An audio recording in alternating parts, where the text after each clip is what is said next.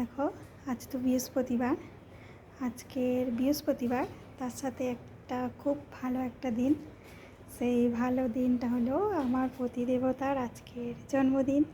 তাই নারায়ণের কাছে একটা প্রার্থনা, উনি যেন সুস্থ থাকে, সবসময় ভালো থাকে, দীর্ঘ আয়ু হোক। তো কী বলবো, বলার কিছু নেই। এই নারায়ণের কৃপায় আমার প্রতিদেবতাও পেয়েছি ঠিক, মানে কী বলবো, নারায়ণেরই মতো ভীষণ ভালো। তো ভগবানের কাছে একটাই প্রার্থনা, উনি যেন সবসময় ভালো থাকে, সুস্থ থাকে, এটাই। তো তোমরাও একটু প্রার্থনা করো আমার প্রতিদেবতার জন্য। রাধে রাধে। আর একটা সারপ্রাইজ আছে, সেটা পরে দেখা হবে। টাটা।